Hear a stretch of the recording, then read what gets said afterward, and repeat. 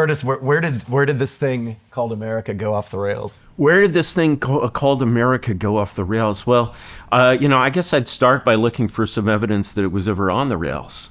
And I don't really know. I mean, I think that at every stage of its history, America has been a pretty crazy place.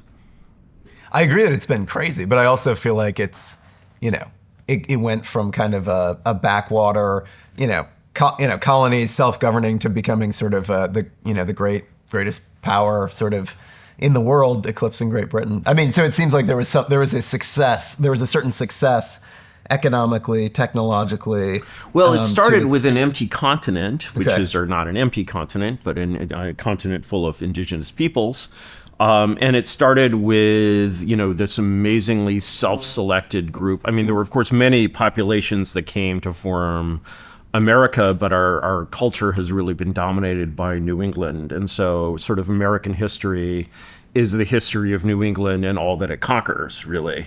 And when you look at, early New England, man, that is a wild place. And the farther back you go, certainly before the Revolution, 17th century New England, for example, I think the first color revolution in history is arguably 1689 in Boston, right? And there's just this lost world of insane American history.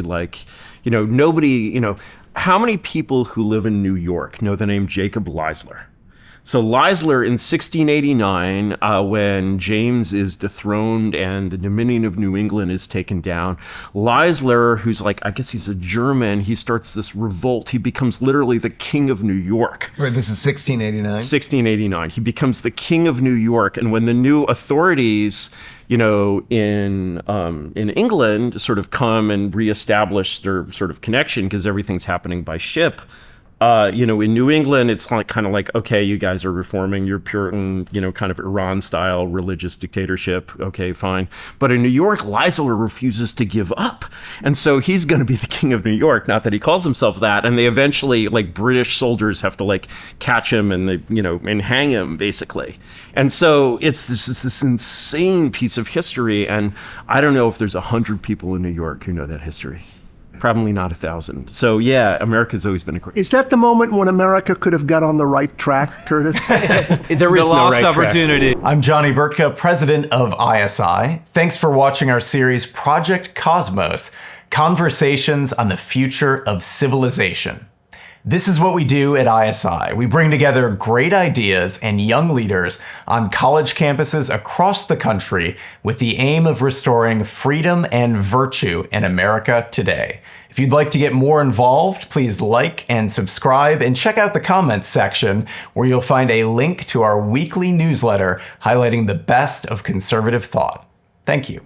There is no right track, and the sort of the believing in the sense of manifest destiny, or kind of the providence as they called it in the 17th century.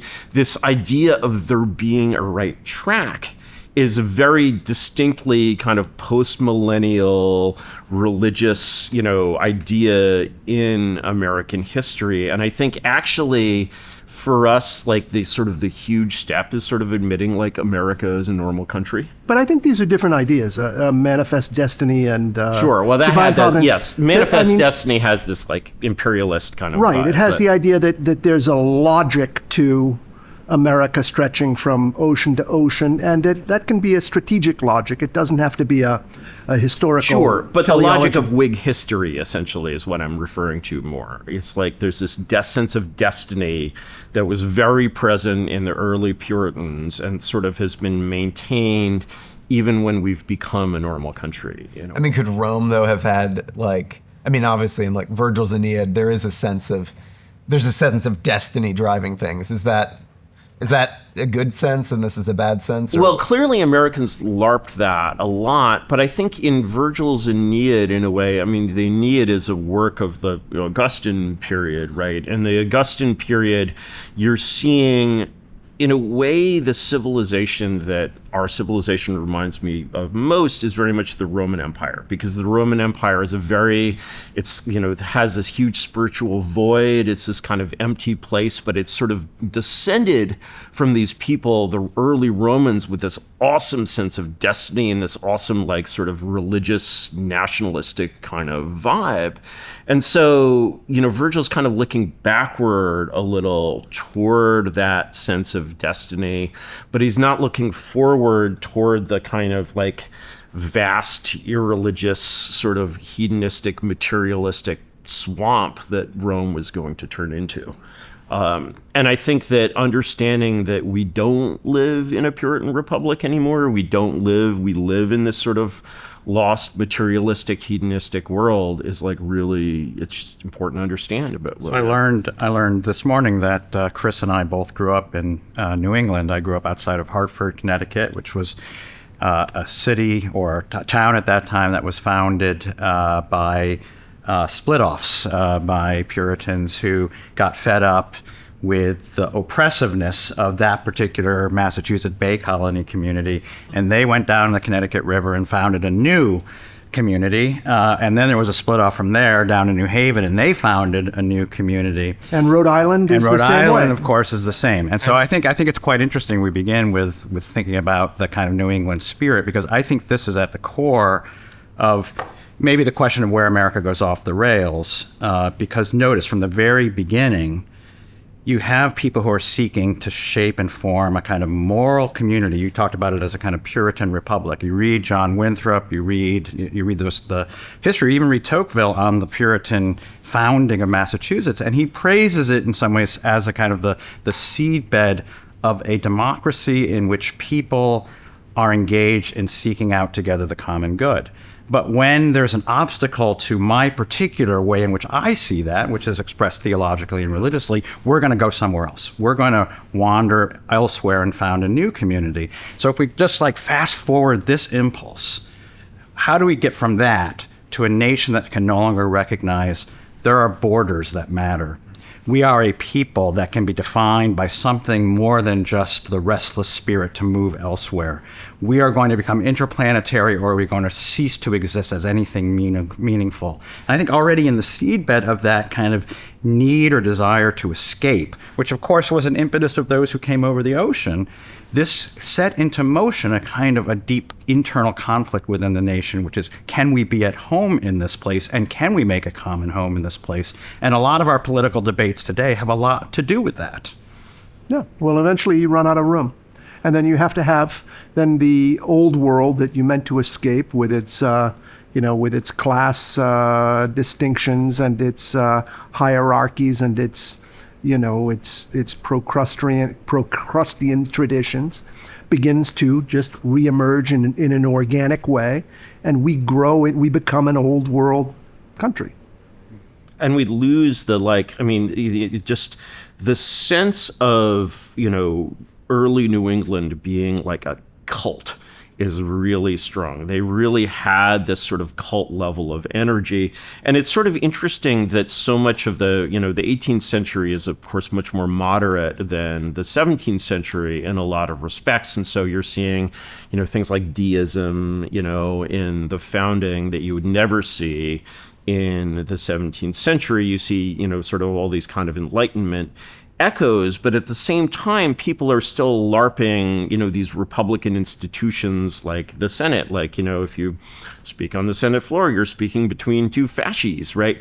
And this sort of reflects, I think, a kind of kinship that the sort of founders saw with early Rome, because they were thinking much more of the Rome of Cincinnatus, of Regulus, of these were like deep,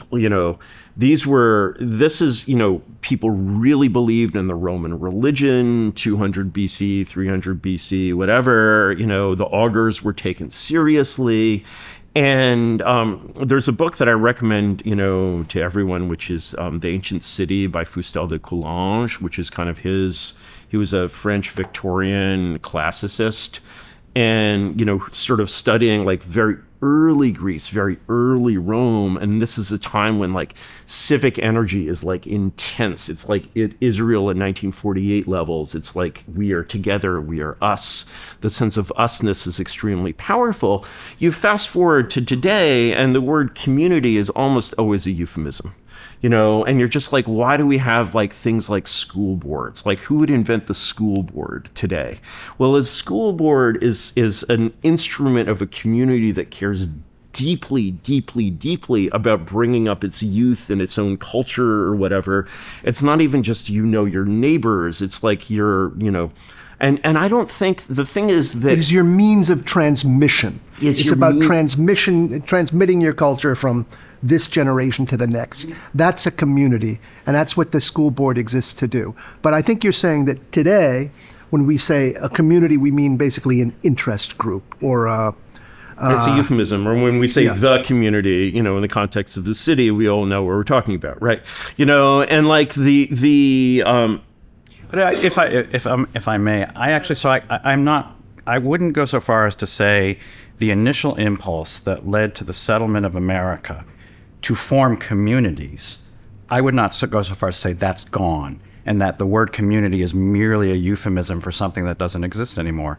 And in fact, I would submit that we saw evidence that school boards actually reflected the will of the people, and particularly the parents in those communities during COVID. Where was the resistance to the lockdowns, the shutting kids out of schools, shutting kids into their basements?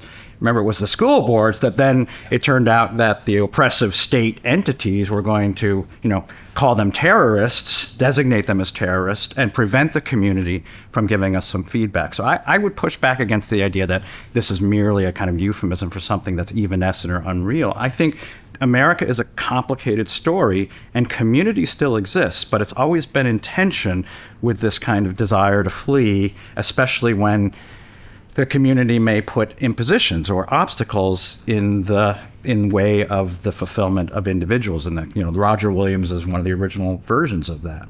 Yeah, I mean, there's two kinds of communities. There's one that is an interest group or an ideological movement. The trans community is not really a community in the traditional sense of the word.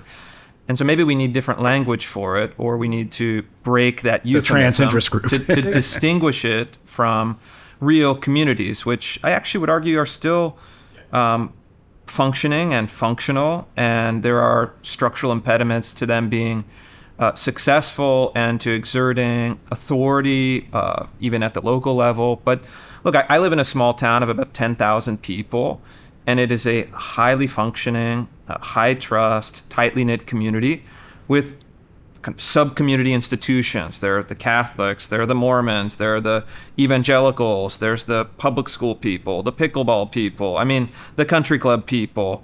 And you could say, well, that is kind of a Norman Rockwell illusion. It's been captured by ideology. And to an extent, that's true.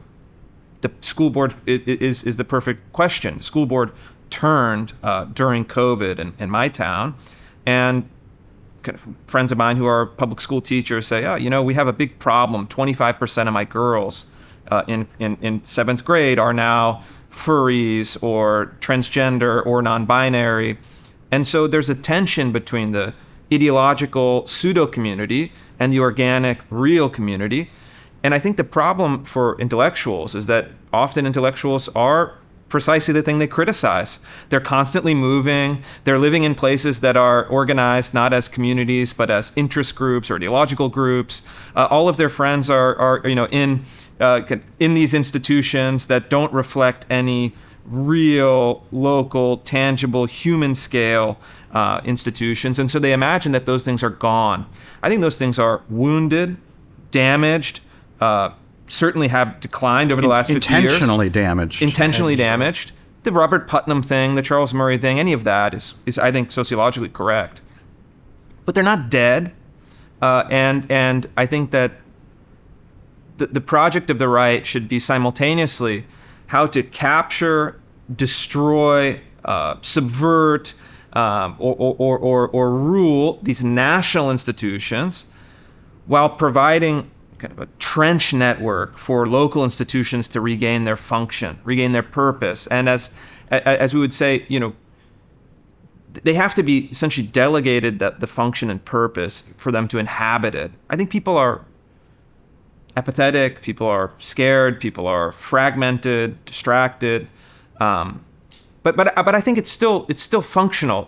There's still pockets or places that you can escape to that are real, and we shouldn't discount or ignore them. Yeah, can I put on the table that I think that one of the areas of dispute between what's now increasingly called the new right and the old right is on the question not whether or not we, respectively old and new, desire to have strong communities, strong civil society, strong institutions like parents who are really engaged in, whether in public schools or in private schools, engaged in the life of their children and their communities. The question is whether the damage that has been done by the administrative state, by the kind of intellectual class and their kind of deracinated preference for a deracinated existence, for this kind of rootlessness, whether the damage is so extensive that simply lifting the oppression will lead to the kind of automatic, grassroots repair of these institutions,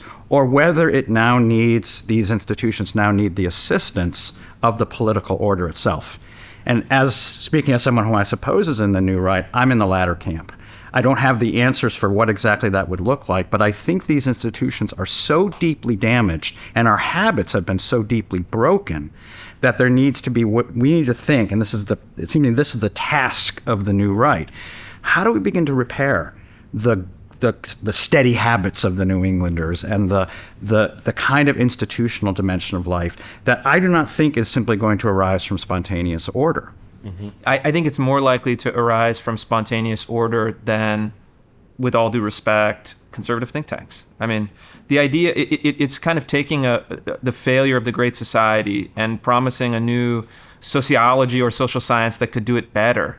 So are you opposed to family policy, for example, that is seeking to use government resources, redistributing tax in order to support families, as opposed to being indifferent or neutral toward family formation? I'm not opposed to it. And I think that if you're saying, how do you shift welfare programs from one model to a different model, hoping to have follow-on incentives that are healthy or regenerative, sure, let's do it. I totally support that. But I also am mindful that it has not, and likely will not, deliver the kind of results that some of those designers of the policy have promised. I'm surprised to hear somebody who's so deeply involved in the educational reform at the state of Florida, state institutions, making that claim. A bit different, though, right? A university is different than family policy. And but it is the state saying this is a certain vision of what this civil institution, an educational institution, should look like. We don't like that model. We don't like the model of the left. We have a different model in mind, and we're going to exert both power and we're going to spend resources in remaking. Yeah, there's almost like a two things going on, because at one level, the reason Florida stepped up in such a muscular way is sort of, I mean, to some level, it's like, okay, if you did away with the administrative state, or you kind of got the federal government off their back, or there's pressure from the federal government and they're resisting it because of COVID, you saw in Florida kind of that civic spirit renewed, right? And sort of that all of a sudden the self-governing nature of the Floridians comes back. But then at the state level, they are then doing what you're talking about, which is sort of, reordering society towards the common good, strengthening families, et cetera, et cetera. So there's some level at what level. Yeah. But the problem is, the Great Society was a much more used a lot of hard power and really got people out of the habit of self-government and of really knowing their own mind. I mean, anyone. For the last 50 or 60 years, people have been trained to self-censor and that sort of thing. And so we don't have the personality type that can build these or out of which these institutions can grow. They take time, but they're going to need a new personality type. The people who are 20 now may be able to build them. And if so, they'll be ready and they'll be adequate to the society of today's college students' grandchildren. But it takes an awful long time. And the core of it, the core of all of these things is freedom of association. And so some of these communities that we laugh at may actually wind up being communities. Some of them that look like, they will come together in ways we don't anticipate. To be sort of non-American here, I feel part of the problem is that when we talk about using sort of state power in some sense, we're talking about it in a way that is very much within the American filter bubble. And our ideas of sort of what I very much agree with Patrick that this is not a matter of spontaneous order. This is a matter of, the state and state power. And of course, I think, one of my favorite just facts that I learned randomly by reading a Victorian history of Elizabethan England, Froude's, is that if you were an Elizabethan, you were required to go to church every week. You were actually fined. Your name was written down in a little book.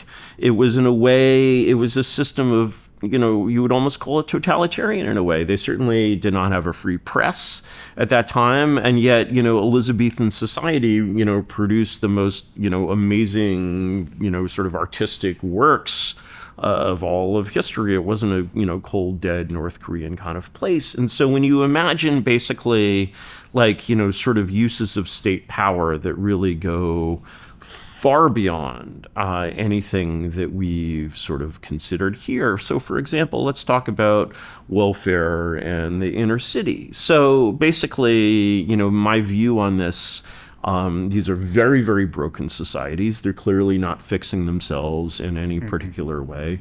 My basic view on what we have in sort of the American population today is that we have essentially every kind of, it's like the Roman Empire. We have every kind of human being that exists. Okay, we don't have uncontacted tribes.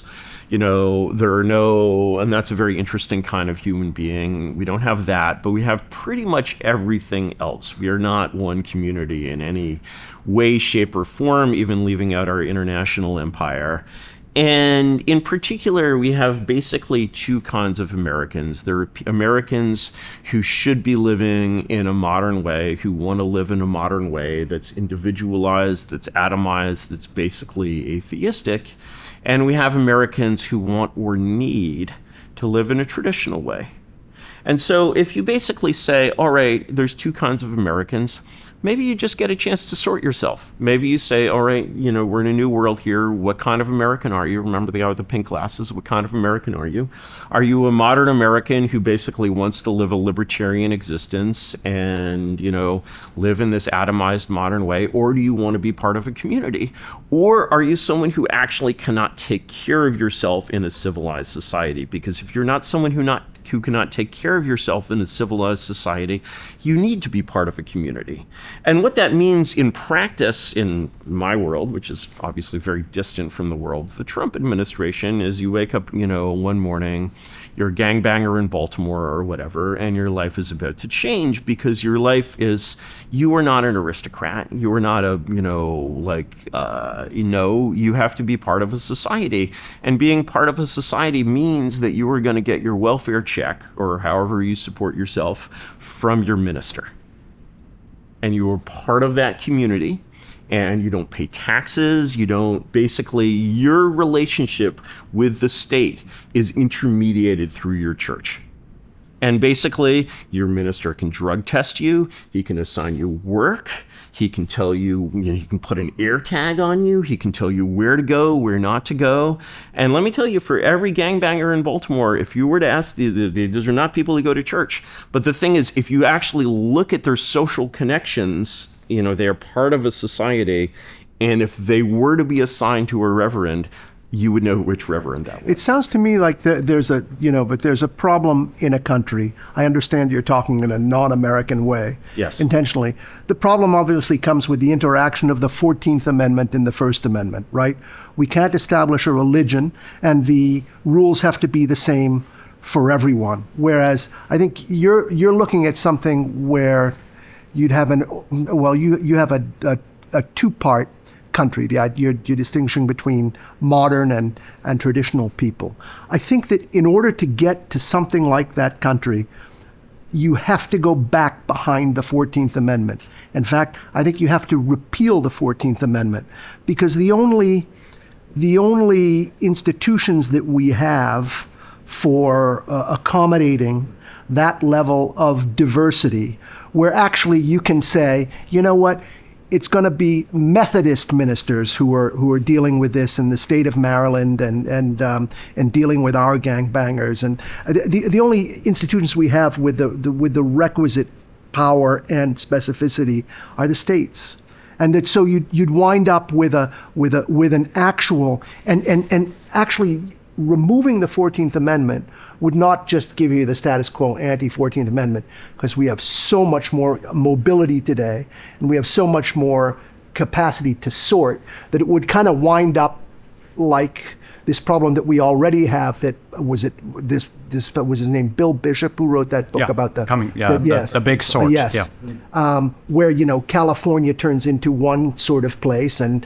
Alabama turns into or Texas, to take a better example, turns into a very different place. And that would be sort of setting the seeds, I guess, for I don't know. Well, I don't know what it would be setting the seeds for. The very condition of this division, though, makes it pretty much impossible to imagine the requisite supermajority to repeal an amendment. There are very few issues that would pass muster in terms of an amendment to the Constitution. But there's another path which seems to be much easier. Think of all of the effort of the Federalist Society of the last 50 years to, through the education of young people, through the law schools, through the appointment of judges, to repeal Roe. And it had, the efficacious effect eventually of getting to that point. Now imagine if even a modicum of that energy had been directed at revisiting the question of incorporation. It's not the 14th Amendment per se that has led to this particular outcome. It's the interpretation of the 14th Amendment that begins in the middle part of the 20th century that says the 14th Amendment requires absolute standardization, for example, about religion. Religion, of course, in the original Constitution was established, and the First Amendment was written to allow for the establishment of religion in the states.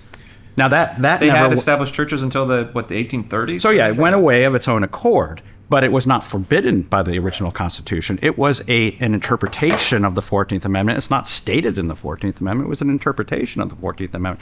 And so maybe one avenue would be a conservative, or let's just say a way in which we could live together. A house divided could potentially stand in terms of the kinds of lives people want to lead and the kind of sorting that's taking place. If there were a kind of relaxation of this idea that we must all be this kind of blanket understanding of what it is to be I just don't think that's ever going to happen absent like a cataclysm, just because you go from 13. Why not? Somebody might have said that a few years ago about Roe. Because I think I think we are a global empire. I think we went from 13 colonies, we expanded, conquered the West, we expanded throughout the world with technology. Everything is so integrated, and even culture is, when you're so 8 years old, you have a smartphone. We're so unified now? We're not unified, but we're not divided geographically in the same way. And so, the concept of, go to Austin and you won't think you're in a red state, right? And so actually, the primacy of geography has disappeared. At the time of the 18th century, these people from different states really, not only did they think of themselves as being from different countries, states like Massachusetts and Virginia were more different from each other than arguably any two countries on earth today, and that's sort of why, this can you explain because the culture of the Cavaliers and the culture of the Puritans was very, very different, whereas every country on earth today, excepting maybe like Japan, China, some Asian countries, is basically, it sort of all comes from the same Western aristocratic, idea with some vague local, flavor. But if you basically basically you're like, oh, the states are the laboratories of democracy. I'm like, really? Is that why we have 50 different DMVs in this country? Is there like an Arkansas way of driving? Don't answer that. Is there, I mean, like, no, actually, if that was to be wound up tomorrow and just like disappear tomorrow, nobody's going to miss it. Nobody cares. Nobody has state patriotism. They care more about the Pac-10, and like college football is really like a much more intense level of like community spirit and patriotism. I'm finding you're contradicting yourself. That's not true. Point. I mean, I think post-COVID, you probably had a better argument in 2019, but after 2020, I don't think that's true at all. I mean, Americans took enormous effort to sort themselves by states, and the states, for the first time in certainly my life, had actually some significant points of division. Think of all the people, now they're moving back, so we're maybe reverting back, but think of the people who left California for Florida, or for Florida for Texas, or all these other sorting, and I think that's what Governor DeSantis's big accomplishment was. He was the first governor to distinguish himself in any way, and to realize, oh wow, states actually do have power. We can have power against the federal government. We can have power relative to other states. We can move things in a different direction. In 2019, the idea was that all state universities are essentially homogenized and interchangeable. University of Texas is not much different than University of California, University of Iowa, University of Florida. But to say COVID policy, well, this is a national policy because Anthony Fauci says so. But there was a revitalization moment. It's waning a little bit now. But I think certainly it's an avenue for the kind of thing that we're talking about. It's a locus of power that is more significant when it is used. The problem is not that the structure is not capable of providing that power or that pedestal. The problem is that most Republican governors were, recruit some corporations, don't make the NCAA mad, and show up at the football game. That doesn't have to be. And if we're looking at viable avenues for power, an established church is going to be a heavy lift. Repealing the 14th Amendment is going to be a heavier lift. But certainly, I think we should look for, given the ineffectual nature of conservative leadership, we should look for the easier paths to at least start something. And my theory, and of course Curtis has been critical of it, is that action itself creates knowledge and unlocks new pathways. And rather than some grand abstract design, you actually learn more tactically. And you look at the American Revolution, there was no strategy, there was no design. It was all tactical actions yielding new pathways, providing new knowledge, generating new antagonisms or enemies, and opening up new possibilities. I think that is still probably the best way. So I mean, if you look at the American Revolution, you see people that are politically energized to like in a way that is absolutely wild and unbelievable in our time. Like the original, first of all, the original Tea Party is basically an Antifa mob. And so one of the things we do in these citadels of right-wing conservatism is we basically fundamentally, we forget the left-wing nature of the 1770s. We forget that the 1780s were a period of reaction against what was often called American Jacobinism. And we're projecting sort of our world onto this past. And I really think that most of the people from that time, if they saw us today, would be like, what do we even have to do with this system? How do they even take these documents that we took like seriously? How does someone take the Constitution seriously when the House of Representatives was designed to be the home of turbulent mob democracy, and today it has a 98% incumbency rate and a seniority system that was borrowed from the Supreme Soviet, right? And so they would just be like, what does this thing even have to do with us? And to push back on the COVID narrative a little bit, I thought one of the interesting things about the 2024 election was here was one word that I almost never heard on the campaign trail: COVID. It was all wiped. everybody wanted to forget it. Everybody wanted to like forget the sort of moment of like reality that occurred. And so when I look at sort of the, DeSantism, could you call it DeSantism? I think you could. I would say I think that one thing Santeria. Wow.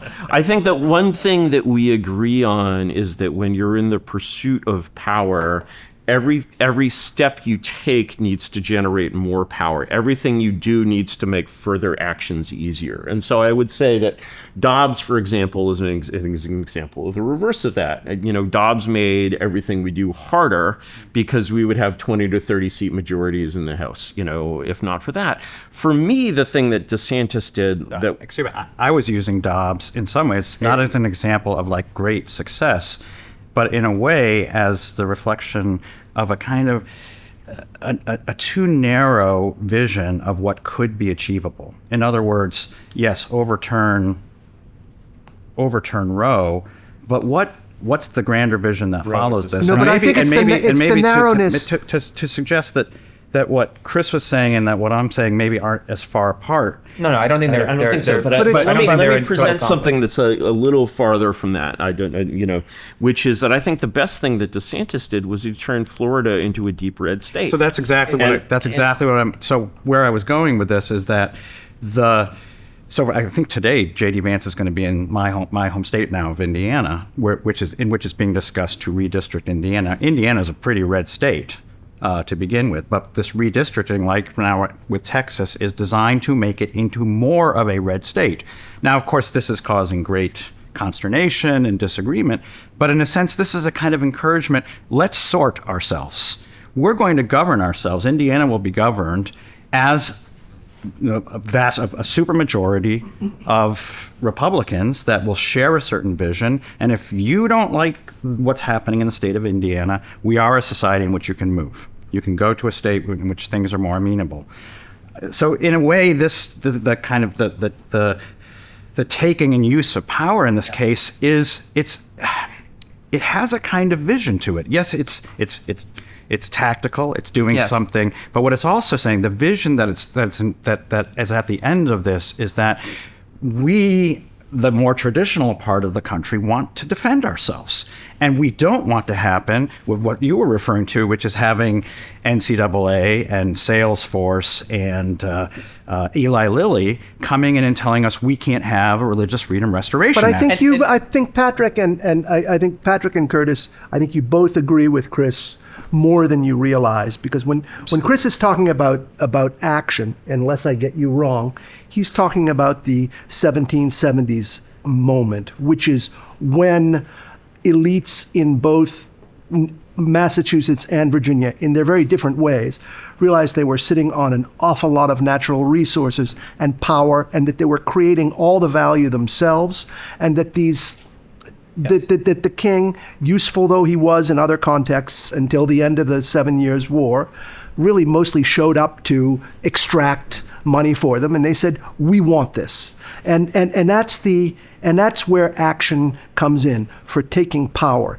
There wasn't necessarily a constitutional project there. People just understood, we want power. And the Constitution comes in 15 years later. But a constitution that allows that Virginia can be Virginia and Massachusetts can be Massachusetts. And I think that's at the heart of what it can be a work of the imagination. Fair enough. That doesn't satisfy. I mean, I wasn't. Okay. I had the privilege of having a bit of an inside window into essentially the culture war from the governor of Florida during that period.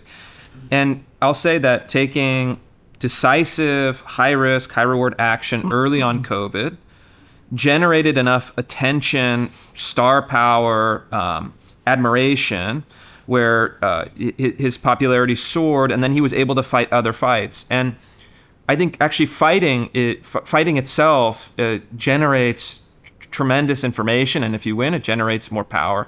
Remember when DeSantis went up against Disney, and the idea was that Walt Disney runs the state of Florida. You cannot oppose it. No one has ever opposed it. They have the kind of authority under state law to build their own nuclear reactor at Walt Disney World. I mean, and you're going on a suicide mission by fighting Disney. And I was part of the media side of this, and kind of did some damage to Disney through the reporting that I had, some inside sources, and went to the bill signing where he stripped Disney of its autonomous power. And you fast forward 2 years later, not only did he defeat Disney, strip them of power, humiliate them, drive an enormous slowdown in their domestic subscriber growth for Disney Plus. But they end up booting their CEO, bringing back in the old CEO, whose first promise was, we're going to stay out of it. And so he wrote a number of those victories, which I think are symbolic victories in themselves, but they actually generated real power for him.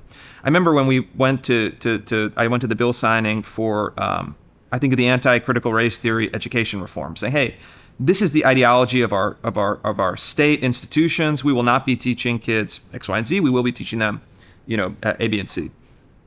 I talked to the president of the state senate at that time.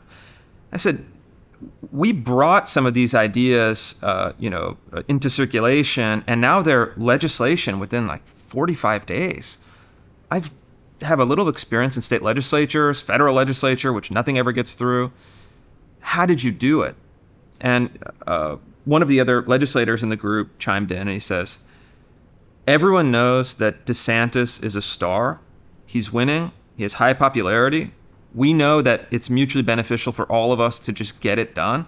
When it comes through his office, it goes through the legislature, we put our gloss on it, and then we're at the signing, at the victory.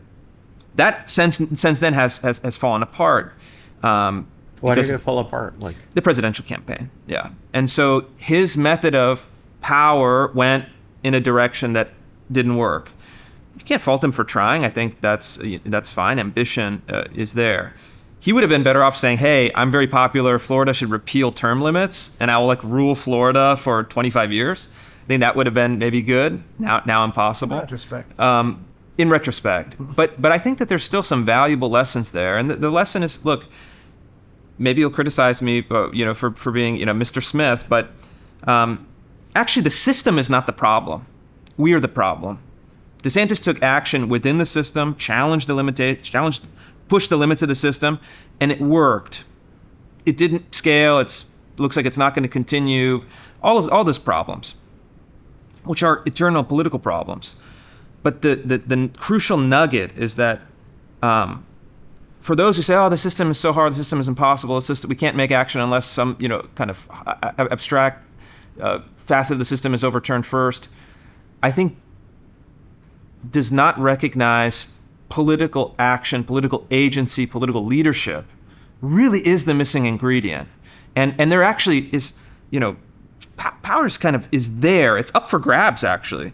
And if you can exercise it successfully, exercise it in a way that's popular, exercise it in a way where you're creating wins within the network of institutions that then feed back into more action. And that happens with individual great leaders. Yes. I mean, there was. But you can't expect an individual great leader to come along, and I think the system. We can expect it. But we should expect it. The system can trap you for longer than it, for longer than your political culture can survive. I think maybe DeSantis's huge success, and maybe I'm wrong, I welcome your Florida insight on this. I think the thing that transformed Florida from a swing state to a deep red state was not necessarily the personal popularity and enormous, charisma of Ron DeSantis. I think it was my suspicion, I don't know, is that actually election security played a big part. And basically, because I think that moved the needle by 5 to 10%, and that's what turned Florida into a deep red state. And so thinking about power in these kinds of mechanical terms, where you basically look at these elections and you're like, this system has been designed within an inch of its life to make fraud undetectable. Is just actually that's kind of where the sweet spot is. And yes, these symbolic victories matter. Symbolic victories are sort of useful if you're thinking of them. If you're thinking of the symbolism as real and then you're going to rest on your laurels when you get the symbolic victory, no way.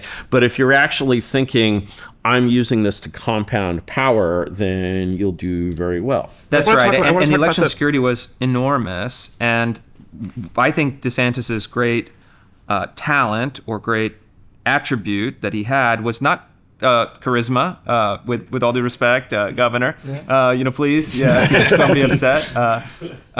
You're fired. I mean, yeah, you're fired. Like, I mean, Trump magnetism, you just can't deny it. And so, but I actually think it was his competent administration. I remember I got on the plane with him one morning, and first time I met him, he shows up with a Rockstar energy drink at like 6 a.m. and a pile of papers. And typically politicians, you engage in small talk or kind of banter, and started talking to him small talk, and I was like, oh man, this is not working. This is like awkward. I feel like this is not landing. So I just said, all right, what's the plan?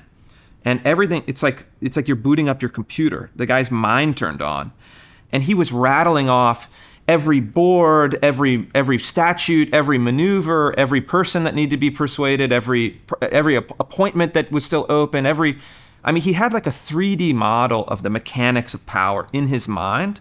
And I could watch him just say, and then we're going to turn this, turn that. They did it with election integrity. They did it with university boards. They did it on a number of different silos or domains. And that kind of hyper-competent administration is very important. And conservatives don't really know it. Conservatives in red states, like deep red states, appoint people, liberals, to run their state boards of education. It's like, there's so much on the symbolic side, but on the actual practical administrative side. But can we have power on the table? Can I connect the on the ground, getting things done, being competent, energy drink, let's not have small talk, to the big vision problem that it seems to me was the context in which this ineffectualness was taking place. And this is where the practical is meeting the theoretical. The theoretical project of conservatism since roughly the end of World War II was essentially a kind of anti-government, small government, anti-administrative state. All of these things are evil, and our job, our single overarching job, is to dismantle it. Therefore, we are not going to spend any time learning how to control it, learning how to exercise it, learning how to training young people in getting down into the weeds of correcting education policy. So let's look at what I would regard as the two signature actions and achievements of Ron DeSantis. The first one you mentioned was going after Disney. That would have been unthinkable to previous Republican administrations for whom the free market and corporations were sacrosanct.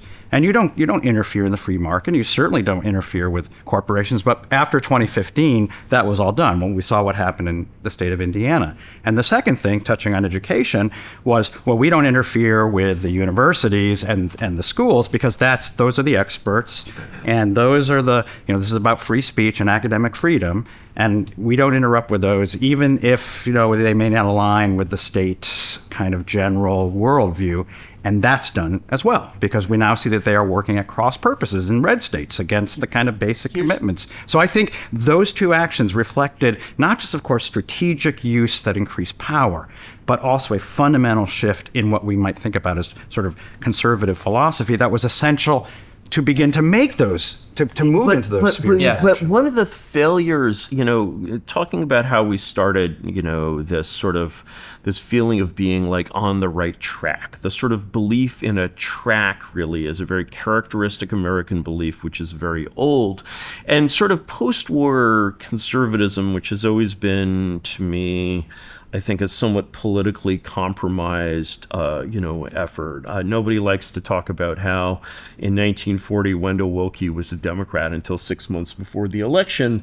But when you see that happen in a third world country, you sort of know what's going on. And so there's been a sense in which, yes, sort of part of the project of sort of fusionist conservatism going back to, and it was a little more heterodox, were little pieces of the old right that were still around in the 50s and even the 60s. Certainly it has been, that fusionist mission has been sort of very relatively unsuccessful. And I think one of the problems with sort of American conservatism is it still has this theory of being on the right track. It still has this theory of providence. And there's always this temptation to believe the train is clearly not on the track, but if we nudge it a little, it'll go click, and then everything will be rolling down the track. And I'm like, I don't see any ties. I don't see any sleepers. I see, like, how did this train even get here? But the question is basically how you take your train off road. And so when we look at basically this thing of like saying, okay, we're going to use power, we're going to kind of push back against Disney.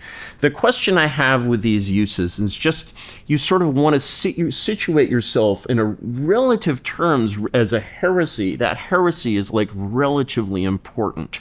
But the question to ask with a heresy like that is always, first of all, could I imagine ramping this up by 10x?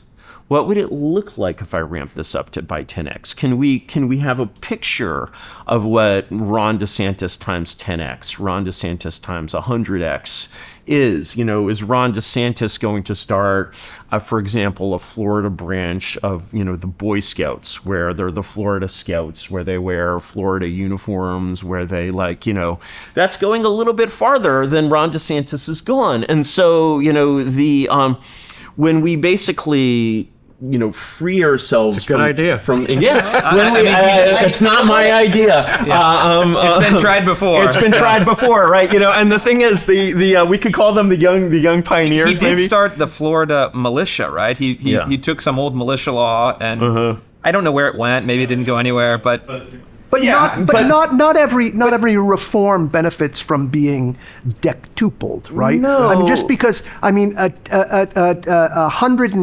100% tariff is not necessarily better than a 10% tariff, right? That's true, but I think it's less true in cultural. I think Curtis's point, if I understand correctly, is in cultural things. I think there's much more of a, or it's as true in cultural things. I think if you think of but having that base case, right, is useful. And so even if, let's just, for sake of argument, assume that Curtis is right. Well, we need a 10x version of this.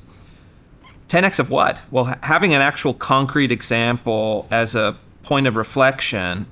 No one is saying that Ron DeSantis has solved Florida's problems forever, but I think we can say now we have a real live model, test case, prototype, that gives us a point of reflection that we can generate actual real knowledge, or at least informed speculation. But the fundamental problem in a way there is that we live in a kind of time-based filter bubble. And so, even asking a question, let's keep it in American history. What would Huey Long think of Ron DeSantis and his political machine? He'd be like, well, this is like, okay, I guess they're kind of doing something here.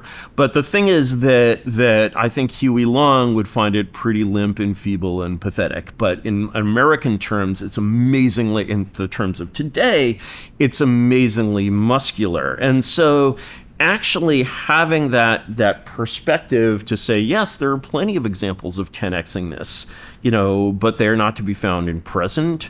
Maybe they're not even to be found in this continent. I don't know. Well, but the thing is, we live in all of history and not just this little bubble. Yeah, but they're to be found before the disillusionment with totalitarianism and the European 20th century experience. And you could say, well, so Long had an egalitarian vision that was pretty absolute, and you would know when you got there, and so you just keep going until you got there. I totally agree that he would find DeSantis's reforms small beer, but you couldn't have Long's dream today in the same way that you could in 1930. So I want to get kind of your problem with this sort of like providential aspect to this, because if I see, like, visiting the Roman Forum, for example, right, you look around and you see all of these pagan temples, right, an emperor who thought he was a god, and now there are crosses on top of all of them. Every single one of them was turned into a church. You have the Arch of Constantine.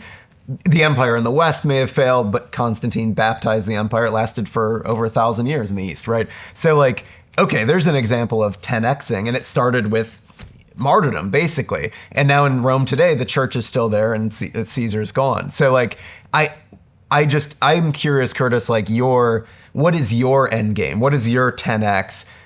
Because what worries me is I think the analysis is really interesting, but in your vision of victory, with a victory without providence, I don't know what is that for you? Yeah, I mean, victory without providence basically requires us to return to and even just understand a pre-American vision of the meaning of government. If you can't basically, if we're so parochial that we can't ask questions like, what would Frederick the Great do? What would Louis XIV do? I mean, these are people, these are our cousins in historical time. The distance between us and Louis XIV is no greater than the difference between, you know, Marcus Aurelius and Caesar. You know, and it's a little greater than that, but you know, these are practically our historical cousins, and so to basically be kind of sundered by this revolutionary ideology from not just 20th century European history, because there are of course many things that are, you know, sort of deformed about 20th century history, you know, European history, but to be even unable to sort of ask, like, for example, in the foreign policy world, which is, I think, not what we're here to talk about, like, you know, just the idea of, you know, sort of restoring a kind of Westphalian multipolar order is like very, very unthinkable to Americans, even when it just requires reading the textbook of international law that George Washington used, right? And so the idea of sort of breaking out of this kind of little, very parochial filter bubble of like American revolutionary ways of doing things and saying, my God, could we learn from the Ottoman Empire? I mean, we're an empire now. We're an empire that contains many, many different cultures. That is the reality. We decided we were going to fill Minnesota with Somalis. All right, we filled Minnesota with Somalis. Okay, how are you going to handle these people? Are you going to send them home? Are you going to sort of, you know, try to turn them into Yankees? The traditional American way is we can turn everyone into Yankees. How's that working out? Right? You know, and so these are like much deeper and more fundamental questions than like sort of questions of like, you know, kind of the range of like Florida governance between Ron DeSantis and his predecessor. Who was the predecessor? He was caught in a like gay meth orgy or something. Oh no, he was that was the lieutenant governor. Gillum. No, he was the opposing candidate. He was the opposing candidate, right? You know, but the difference between they were like 30,000 votes away from gay meth orgy. The gay meth orgy, Florida, right? Yeah, you know, and like the difference between. But the thing is, you know, it's like when I sort of think back to like sort of the uses of power and the effects of power, like we, you know, people who, you know, our lives and careers have been sort of devoted to, you know, examining this. That's sort of, you know, one thing. But in like, when you see a real political change in a country, it's like the fall of East Germany or something, everyone's life changes. And I don't think we've had a political transition at that level since 1933 in this country, and possibly not even then. And sort of, we saw in COVID, yes, politics actually mattered and changed people's daily lives in a way that nobody expected. And that was such a strange, unsettling experience that rather than learning lessons from it, we wanted to forget it. It turns out then you don't need to go back to the Louis XIV. You can go back to Franklin Roosevelt, and he's frequently your example of an American monarch. So it seems to me that we do have in our own historical experience, I mean, we don't have to go back to our long lost cousins in France. We can go back to the literal cousins in the American historical experience. But what we've been focusing on is that the Franklin Roosevelts and arguably you know, Lyndon Johnson. For about 2 or 3 years. And the way in which the 14th Amendment has been interpreted by a whole series of liberal justices, that was a kind of regime change that took place.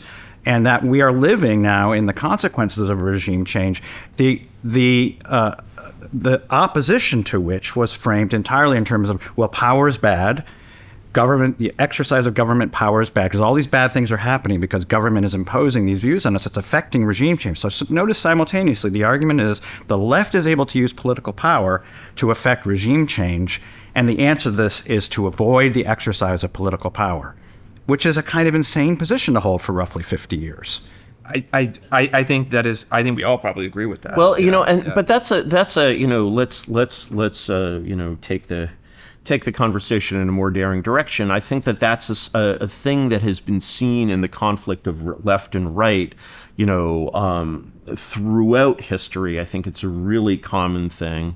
And I would point to, as an example, America's sort of greatest left versus right struggle, which is our own Civil War. We don't normally think of the Civil War as left versus right, but of course it's left versus right.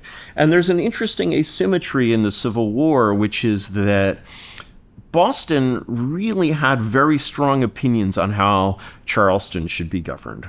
And Charleston just wanted to get away and leave the Bostonians to themselves. And that was very much the ideology of the war, and it's the ideology under which the Confederacy fought. And, at the start of the war, the Confederacy was just like, we're just doing 1776 all over again. We've decided we can't live with you. This John Brown thing tipped us over the edge. You guys are just freaking crazy. Goodbye. We're states. We said when we acceded to this thing that we could leave, we're leaving now. And the North, which had spent a lot of time disclaiming theories of coercion and consolidation, was basically like, kind of not so fast. Found some interesting pretexts that, this was sort of not allowed. And the South is like, oh, we're an independent country. Okay, we have no industry. We have a small population, but we're men. We ride. We shoot. We're going to beat you. So they have a war. And then the first battle of the war, the Union force comes over very close to here, invades Northern Virginia, gets its ass kicked by a smaller army in the first battle of Manassas or Bull Run or whatever you want to call it. And the Confederates, after the first battle of Bull Run, are like, see, hey, we told you. You f***ed up. We told you this was going to happen. You did this thing. You came. You tried to invade us. We're a sovereign country. You got your asses kicked. You want to try it again? That's cool, but we're just going to beat you. We're an independent country. Now, at the time of the Battle of Bull Run, at the end of the Battle of Bull Run, there were basically no organized Union forces between the Army of Northern Virginia and Washington. In fact, there were no organized Union forces between the Army of Northern Virginia and the North Pole. But they didn't want to win. They wanted to not lose. But this has been so much discussed. This element that the South could have marched on Washington after they could have marched on Boston, and they could have, but they it's a very tough thing to remobilize after a battle. I mean, they were. I'm sure in 1865 they were kicking themselves. They too were in disarray. With the benefit of hindsight, they should have marched on Washington, right? But it's very tough to know that. They kind of thought they had the war won at that point. They thought they had the war won, but they actually were not even fighting to win.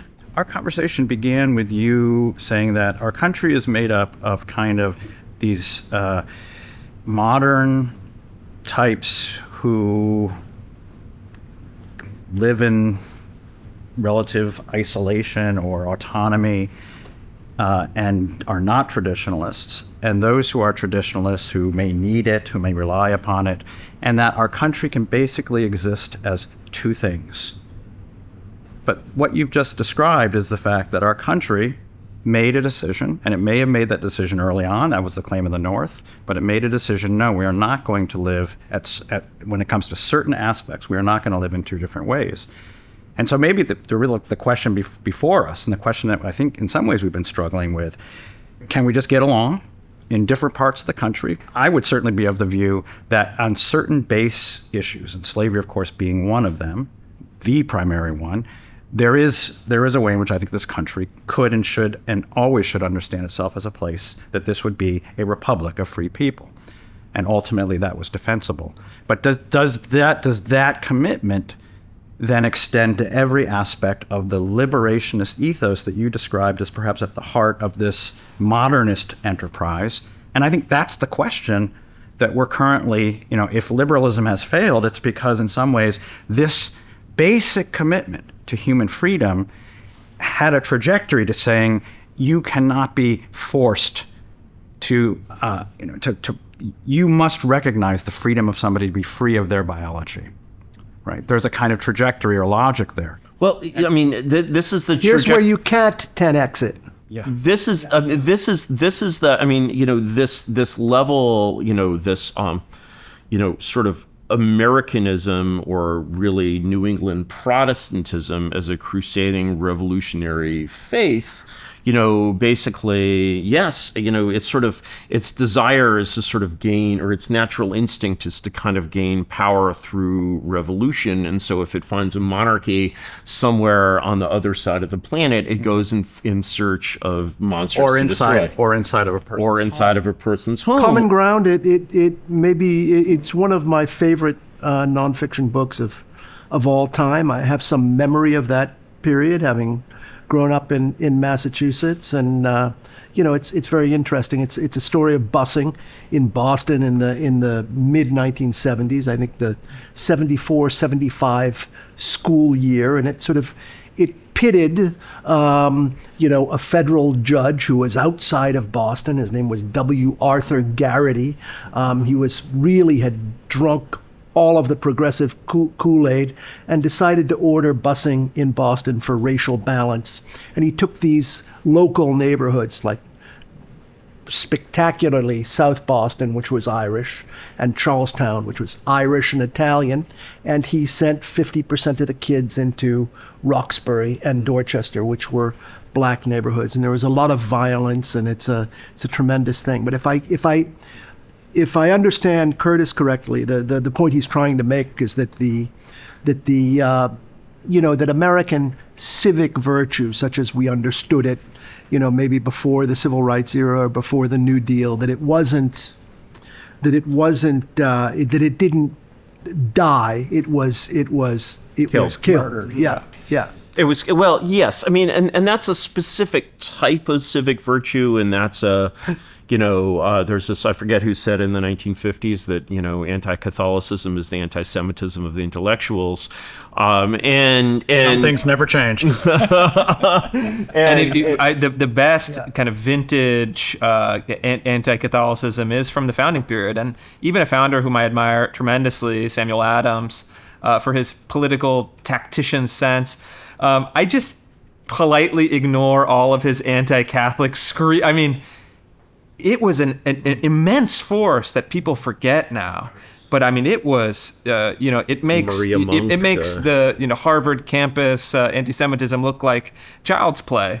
Yeah. So, I mean, I think the two forces that have kind of stamped out the civic virtue. So, like, on one hand, you do have, the Great Society, sort of the administrative state kind of crowding out the local self-governance. On the other hand, you have sort of global capital, and it's sort of the ways in which that can and has sort of the financialized economy on sort of local communities. I sort of want to, especially Curtis, kind of your interest in FDR, sort of dive into the administrative state side of things, especially since that's what the Trump administration is kind of in a battle fighting right now, trying to tame. So, like, the origins of the administrative state. I mean, we all sort of know the story, but I'm curious, in all of your opinion, if the separation of powers itself, does that, so part of the problem with the administrative state, besides the obvious point that the Claremont, crew makes about how it sort of undermines the consent of the governed, is that it's a hodgepodge of like hundreds of different agencies. Some of them are independent, some of them are under the president. He can't really control them. There's a permanent bureaucracy. But this happened because the executive power is separate from the legislative power, and then over time the legislature, at maybe the request of the president or maybe the demands of the people, kind of creates these agencies, and now there's sort of this ad hoc blob, right? And so I'm just curious, as you're thinking. Well, a lot of the way, yeah. I mean, so FDR was really the CEO of America, certainly during the war, but mostly really before the war.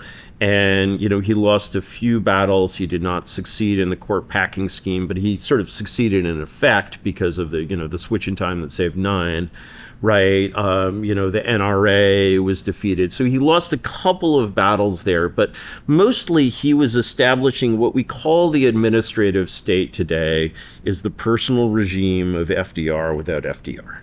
And the sort of the kind of the the cables that connected the White House to all of those agencies were in many cases very informal. They were uses of informal power, and they were just things that Truman could not have imagined doing that were completely regular for FDR. And in fact, I think FDR selected Truman, this mediocrity, as a successor because he wanted his own world-ruling power to basically die with him.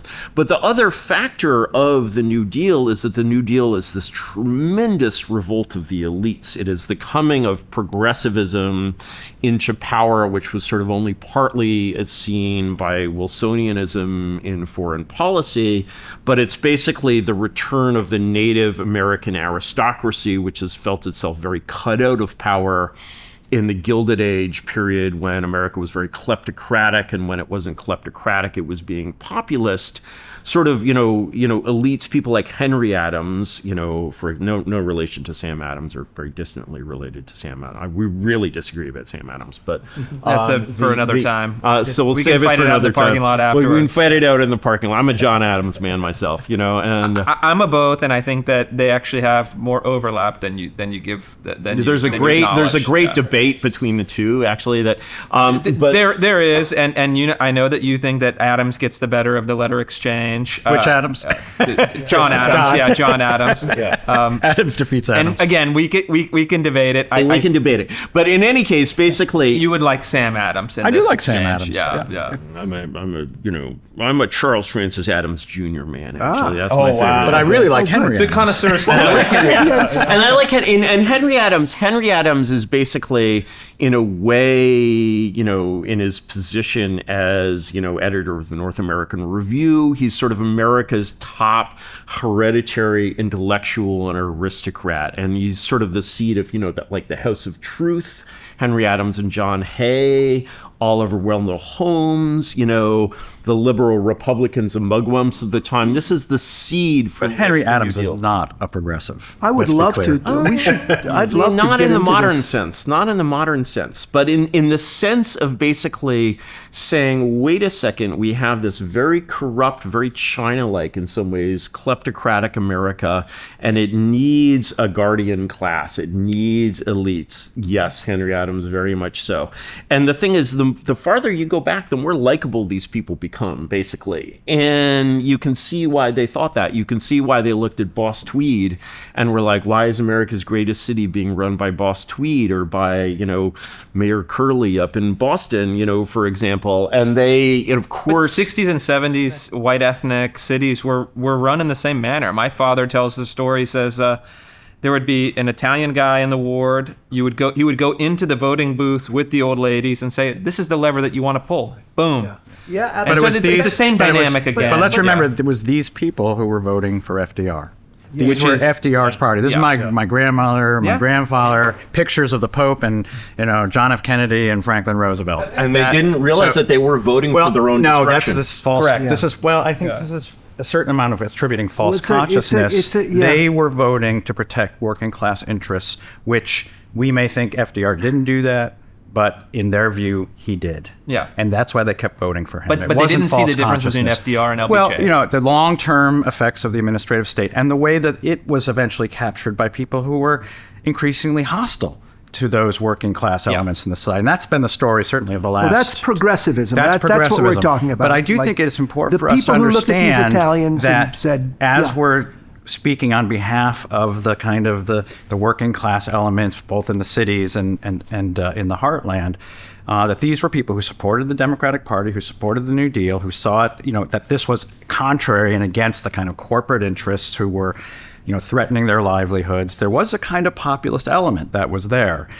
And so this is all to say that there, in the American experience, the way in which modern conservatism sees a fundamental hostility between the administrative state and the kind of working classes, that's of relatively newer vintage, and it's of newer vintage because of potentially contingent, but definitely nefarious developments within the administrative state that I do not think, and here I'll put myself in contrast to many of my conservative friends, I do not think are endemic or inherent to the administrative state itself.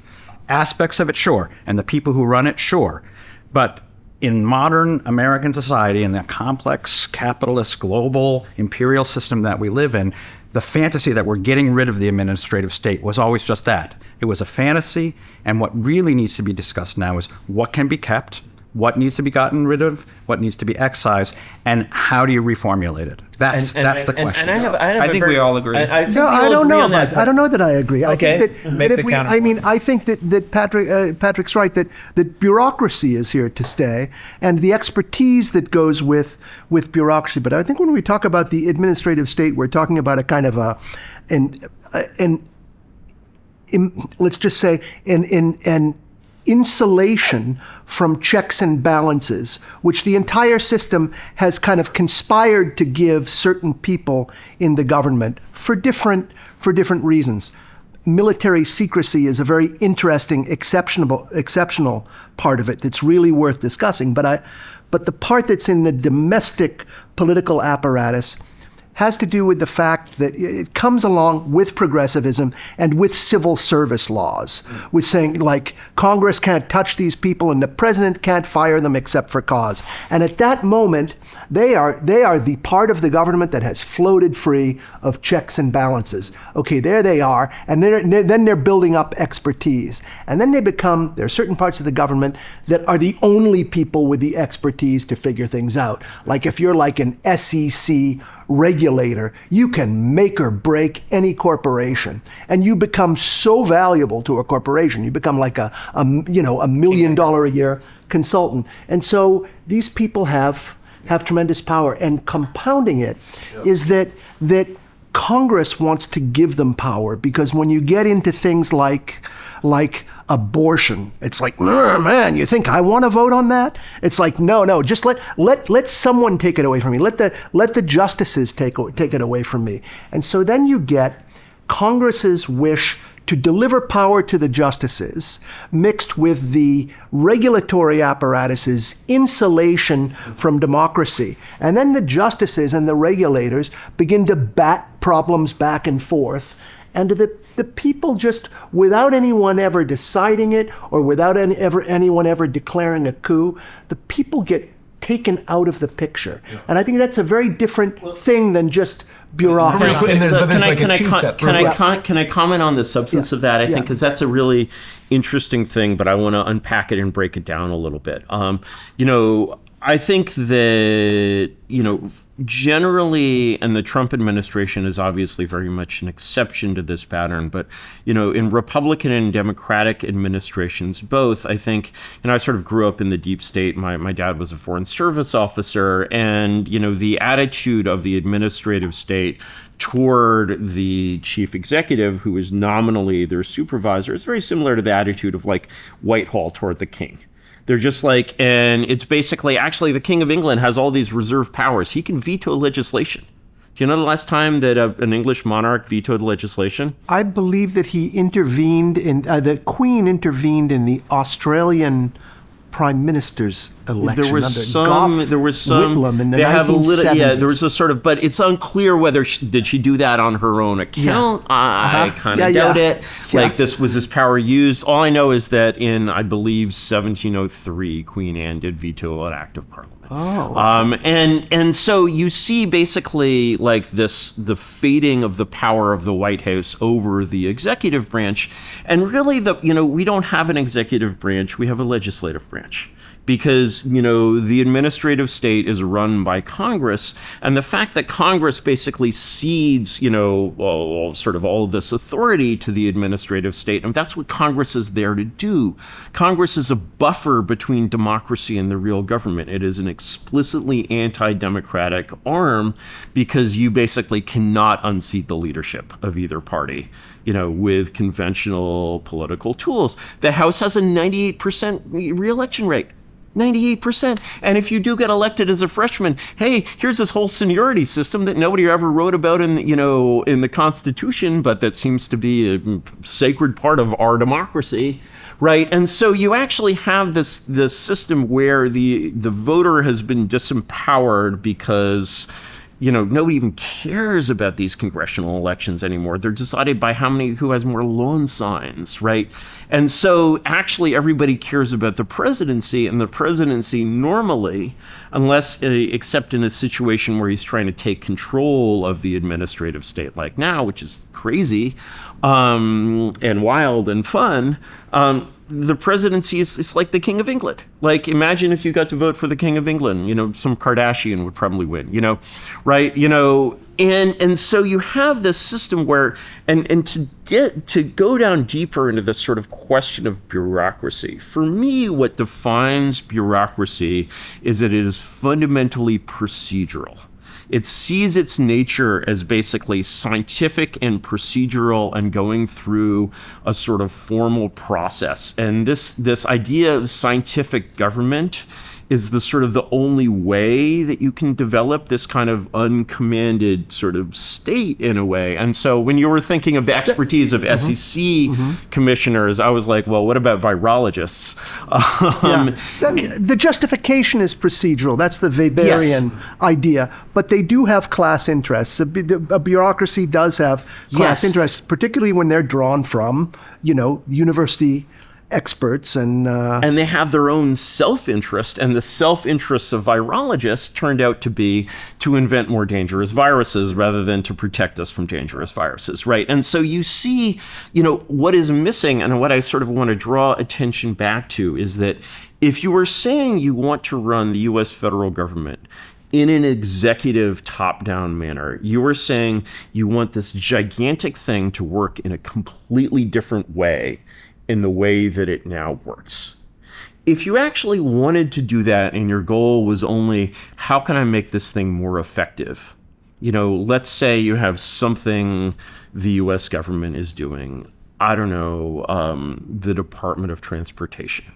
If I wanted to regulate, if I was a chief executive with actual executive control over the federal government, clearly there are transportation-related things that need to be done. I don't know that I would start with DOT. I might basically say, you know what, actually, it's much easier and more effective to create a completely new organization that solves these problems. And in order to think about that, think about, say, DOD. DOD exists to be DOD. Is it defending us against Canada and Mexico? Oh yeah, the Russians are going to invade any minute now. It's a joke. Right? It's this massive joke that is looking for basically problems to solve around the world. And if you basically said, how do we defend the United States? One of the funniest, bizarre consequences of 9/11 was that we realized we had to actually secure America. Okay, but the word national security was already taken, because national security since World War II had meant ruling the world. So we came up with this weird homeland security, right?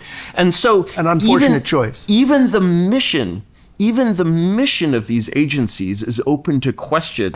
Like, understanding what the State Department does, or why we have a State Department, or the meaning of the State Department, you could not get that without a historical understanding of what this thing is.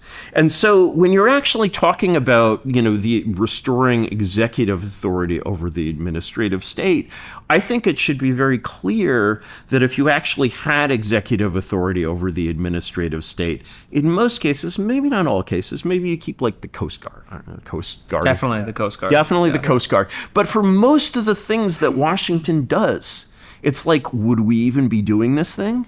And if we're even doing this thing, would we do it with the same organization? So one of the words that's arisen in the last number of years is that there's a uniparty. And when we describe the uniparty, it can mean different things, but the uniparty seems to reflect a couple of things. It's the rolling out of the global American empire that clearly was ours after World War II. That was the uniparty. The uniparty both wanted. When it came to the edge of the nation, the ocean's edge, there we were unified. It was rolling out the American economy, and part of rolling out the American economy meant that we were going to make it the most, we could say, efficient economy. If by that we mean we will have low cost production overseas, so we have to break down the barriers of trade, all of the various trade agreements which were part of the uniparty.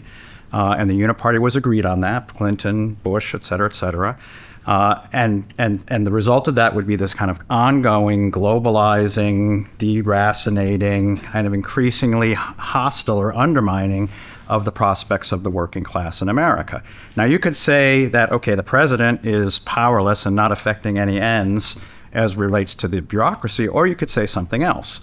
It turns out that the view of the president of either party was more or less consistent with, broadly speaking, the bureaucratic disposition at that time. Mm-hmm. It's when you have a change of the disposition and the view of the people who have elected the president, now suddenly the bureaucracy is a problem. Now suddenly the unaccountability of the bureaucracy is a problem. So I think it's not the case that the presidency is powerless and doesn't affect ends. I think the presidency is quite powerful and has had the bureaucracy essentially working hand in glove for the last 50 years. The problem now is that we have a change of regime, in a sense, because the president no longer is on that program of constant, endless, ceaseless globalization. And now, discovery, the bureaucracy is not on board with the president. So how do you dismantle the oligarchy? Because you have the people aligned with the executive. That's right. And the oligarchy is preventing the change. And now suddenly, of course, what's ironic about all this is the other side is saying this is all a threat to democracy, when, as Chris was saying, and I think the problem isn't as much division of powers or separation of powers. That might be the problem. The problem is something else you mentioned, which is democratic accountability, ultimately. And that's where, when there is a change in the presidency, a real change in the presidency, with a really different object and end in mind than that which has existed for the last 50 years, this disjuncture between the elected office of the executive, or the executive, him or herself, and the bureaucracy now becomes very evident and very problematic, not only from a democratic theory standpoint, but from a legitimacy standpoint. Yes. This is always a relevant question in power. Like, ceremonial kings have thought that they were in charge for quite some time. The Emperor of Japan was not really the Emperor of Japan since about the 1000 AD, and they had the Meiji Restoration, but that was really just in the emperor's name. I think he was like 15 when that happened. But really, is that true? That's not the way most of us understand the end of World War II? Maybe, I mean... No. I mean, Hirohito is not... I mean, is he relevant? Is he there? But Hirohito is not Hitler. He's not running Hitler. But I think maybe we could shift to a really good example that we all have familiarity with, which is DOGE, and DOGE was ill-defined from the beginning, vaguely defined certainly, but people latched on particular hopes to DOGE, and I think it's very related to the question that you're bringing up, which is, what is the authority of the executive? What is the nature of the bureaucracy? What are the Article 2 what are the Article 2 powers over the administrative state? I mean, and then it kind of degraded into a libertarian efficiency argument, which I think was a disastrous mistake from the very beginning. It's like we're efficient at what? The problem is, what is the end? I think it was a good argument. I think it was good because it was a necessary smokescreen. Chris and I are the only we're going to be more efficient in how we demand transgender teaching in class. Exactly. We're going to reduce the cost of transgender surgeries for minors and save taxpayer money. With a pile of teenage genitalia this high. The only alternative was to say that this operation is an ideological purge. That's what it was. Which is what it was. That's what it and I think it's a much less acceptable story to present to the public than we're saving money. And I think you have to be actually forthright with it to say the American people have elected Donald Trump to clean up the bureaucracy, to drain the swamp. These are democratic promises, and we're going to deliver. So it's going to be the Trump administration. Are you saying we're all going to agree on this because we view it as a failed effort?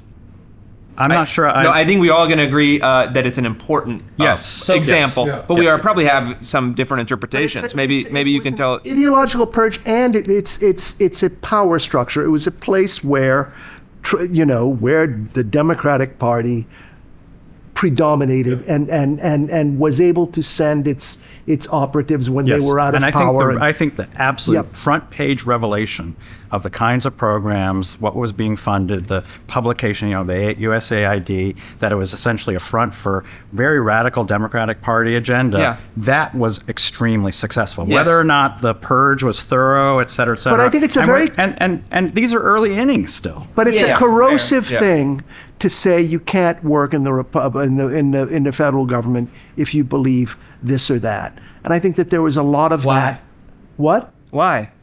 You can't be an open, let's say, just for the most inflammatory example, no one would bat an eye if you had a kind of, neo-Nazi that gets fired. No, that's right. But that's one person. DOGE went a lot further than that, particularly in, USAID. I don't think they went far enough. Yeah. They didn't go nearly far enough. That's a different question. And there's an interesting historical... But there's a difference between firing one guy and a systematic extirpation of the systematic extirpation is much more important and much more necessary. And the easiest way to do a systematic extirpation is just to But it doesn't command majority support. I think that's wrong. No, I think President Trump won.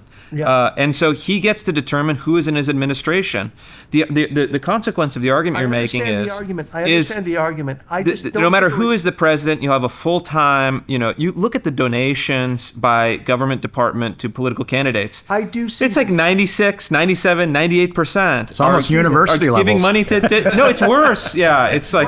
What I'm saying is there is a good reason why this argument was... There's a good political reason why this argument was advanced rather than I think it was just a mistake that Elon made. I think it was just a mistake. I think it was a mistake. Because he thought that DOGE was a clever meme and that it was a great acronym and that he is a libertarian. He has he has a political naivete. He's early into politics, and so he's still captured by the libertarian idea and hasn't considered the questions. I wish he had sat down with Professor Deneen here to say, what is the telos? What is the end of government? Yeah. Because he's hyper-focused on the means of making it more efficient.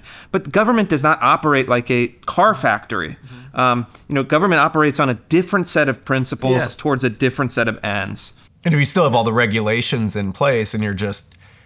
it could actually... I think there's... And you had a little bit of an inside window, so tell us. There's something very fundamentally, basically... true about that. I think a lot of the frontline people at DOGE sort of understood at different levels what they were doing, but the management of DOGE was very libertarian and basically focused on, saving green pieces of paper, right? And there's a printer right next door that prints the green pieces of paper, but it was focused on saving green pieces of paper. There's an interesting historical... So DOGE is now being pulled into OMB, and there's an interesting historical thing there, which is that OMB is actually descended from FDR, something FDR created called the Bureau of the Budget. And FDR's whole idea of the Bureau of the Budget was exactly the same as Elon's. He was going to stamp out waste, fraud, and abuse in the federal government. But FDR had the great merit of never believing his own bullshit. And so this is the fundamental problem with DOGE, is that when FDR established the Bureau of the Budget to root out waste, fraud, and abuse was anything that FDR didn't like. And he was very clear. So wouldn't this strengthen Chris's point that the messaging of cutting waste, fraud, and abuse is the right message? Well, the messaging, then using it I don't think so. No, I don't think so. I don't think that we can be disingenuous. And you cannot maintain the illusion in the same way that FDR could. Yeah. FDR could maintain a sense of patriotic illusion in a way that is not possible for conservatives in 2025. FDR could lie like a rug. Okay, Americans did not know that FDR used a wheelchair. That was how much of a total state this was. FDR could lie like a rug. We can't do that. So why didn't he just say, I created this to purge and do whatever? He didn't have to. No purging. He didn't have to, because the thing is, he was not obligated to work exclusively in terms of the truth, and we are. And that's, yes, we absolutely are, because when we lie even a little bit, it will be ripped apart. It will be absolutely... Do you think FDR lied more than Trump? I mean, I think his lies were bigger. Trump exaggerates. FDR lied. Lying, I don't Your think boys will not be sent into any foreign wars. It's not a good word to use in politics, because people get so wound up I know by their FDR own is an American, ideology. But I just don't know. I don't see that the situations are fundamental. Trump is actually, if you get beyond the verbal, the verbal Trump stuff is a very honest person. Yeah, actually, Trump. Well, I see Trump the does sense in which his you mean actions that. are honest, even if the words that are over the action are not entirely tethered to. I see exactly facts. what you mean. He's an open book. He's not Build the FDR wall, was a close down the profound- border, drain the swamp. All of his policy actions were boiled down into slogans. And unlike many other presidents, he's actually trying to deliver on them. FDR to me, was a very closed book. Yeah. FDR is a mystery. Like, to this day, I don't think we have a good understanding of FDR. And the people in his administration. I mean, Sure. So look, OMB is a great case in point. And I think that the current leadership of OMB, and I'm going to go and talk to them later today, has a very clear-eyed understanding of what DOGE should be. They know the history, they've read the books, and they have been, and I know this for a fact, and it's not, it's public, it's not any kind of private knowledge or indiscretion, but their team has spent the last 4 years contemplating what went wrong in the first administration and just gaming out relentlessly and systematically what they can do in the second administration. And they're just now getting staffed up and getting kind of the authorities working, the rescission packages written, and they are going through the budget to say, is this MAGA or is this not MAGA? And that's the filter by which they are going through the spreadsheets. And they have the DOGE brains, the software kids. That to me, DOGE, the predicate of DOGE was two things. The two choke points or maximum points of leverage in government are personnel and payments. Get rid of the wrong people and cut off the flow of funds to the wrong organizations. And I think that is actually... And Elon deserves a lot of credit. That was from Elon. He just didn't see the other side of it. But I think that basic formula has enormous potential. I think if we were to reconvene in 3 years and assess whether this was successful or not, it will depend on whether this entire enterprise is simply we're going to cut government, we're going to cut expenditures, we're going to be lean into the bone, or whether it's precisely this, whether you change the broadly speaking, the bureaucracy, the administrative state, you change it from what it has been to a much more Trump-ish bureaucracy and administration. If that is the aim, I actually think it has a high degree of potential for succeeding. Yeah. If it's the former, I think it's destined to fail. Agreed.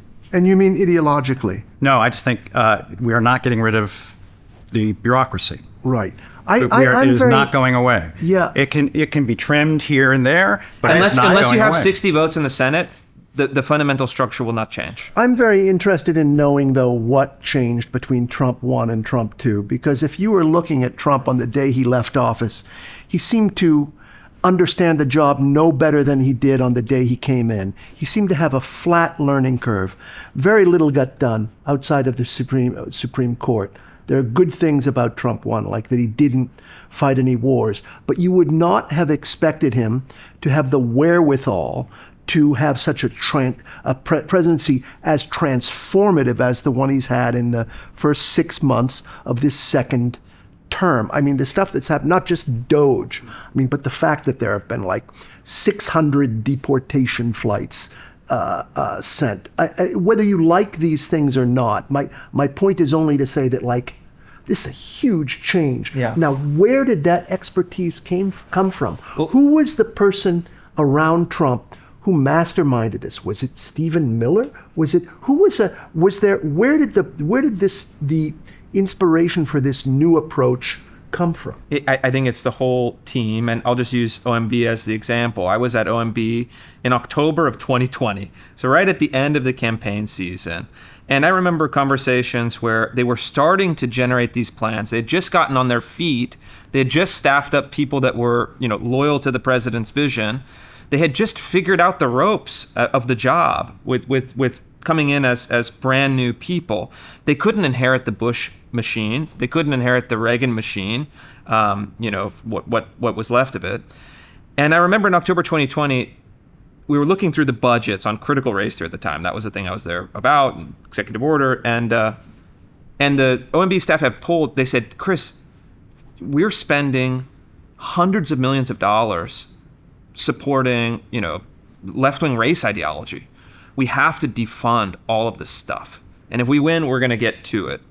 They lost, but what I think they learned is a couple things. One is that administration matters, culture matters, policy matters, and execution matters.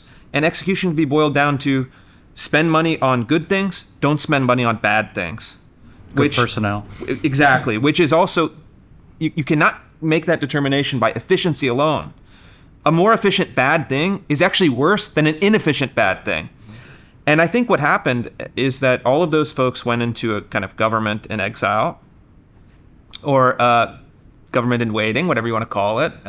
And they spent 4 years contemplating what did not work in the first administration and building plans, building a team, building a program. And I remember thinking, man, this is a lot of effort for people to go through that may not win. We may actually snap back to the pre-Trump politics, but they made the right bet, and in retrospect, they 4 years in the wilderness turned out to be providentially a blessing. Because, and look at the executive order on day one versus the executive order on day one of the second administration. They were ready to push the limit of Article 2 powers as far as they could possibly go. They were ready to hack things. They were ready to basically. But I think ideologically, what this we're is really saying important. is that here the president actually can be but quite also, effectual. This is also important, and this is really builds on your work, which is so important.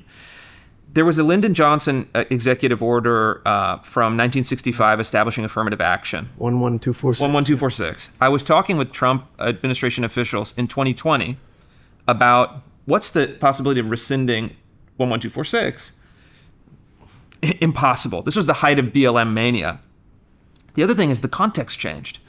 People were sick of this, and the reaction against BLM mania, kind of aggressive capture of the institutions, was actually we're not only going to snap back to 2019, we're going to snap back parts to 1964 essentially. So I think getting rid of the LBJ executive order on affirmative action would be unimaginable in 2020, but was barely a blip in 2024. So I think that the knowledge, the expertise advanced while the context shifted in a favorable way. Mm-hmm.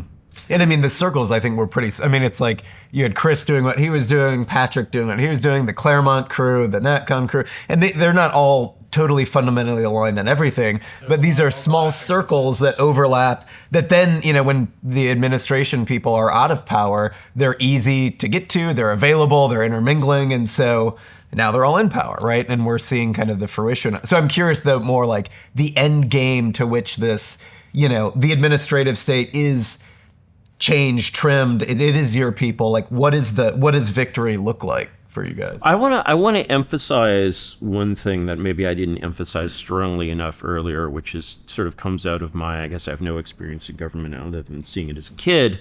But the nature of a bureaucracy as opposed to an effective organization. Because in an effective organization, there's a principle that the U.S. military calls mission command, which is basically to say, essentially, no micromanagement.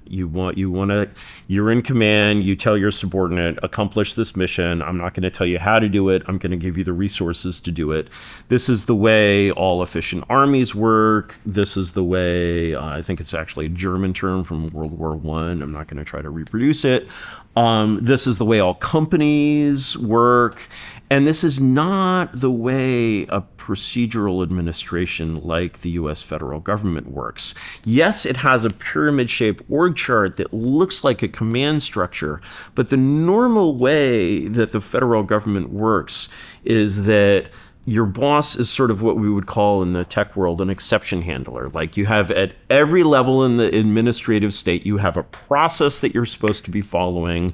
If you have an exception to that process, you kick that up the chain until it becomes an interagency conflict and needs the president to, check a box, right? But that is so different from the way mission-oriented organizations work that even sort of, basically trying to reverse that flow and kind of make it a top-down organization. And in FDR's time, it was a top-down organization, is very, very, very hard. And so essentially, when I sort of look at saying, okay, we're not doing this, we're not reconstructing, the nature and meaning and purpose of the executive branch, we're trying to kind of make it a little bit more shipshape in a lot of ways and root out a lot of these sort of crazier things. It's fine, it's good. It's still, my concern is two things. One is that not only can I imagine it being 10x'd, I can imagine it being 100x'd. And I feel like basically every time you sort of solve a problem and don't solve it completely, you're burning up the energy that you got. And I'm sure Chris's worst fear is that we'll do all these things and then we'll run out of steam. And then in 2028, it'll be President Mamdani or whatever, and it will all be written water.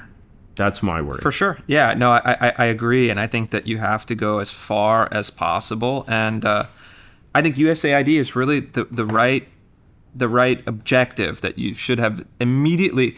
I thought it was going to be, and I had hoped it was going to be, USAID on Monday, Department of Ed on Friday, something else the following Monday. I mean, this rolling sequence of demolitions. And, for the Department of Ed, for example, I actually, you've seen the Department of Ed building. It's like in a brutalist, it's like, it's like where the exterior matches the interior. It'd be an ugly building if it were a prison. But I've said my own personal ambition, and I will share it later today at the Department of Ed, is if this building is still standing physically at the end of this president's term, we haven't achieved the objective. I actually think that they've gotten rid of more than half of the employees, which is a great start.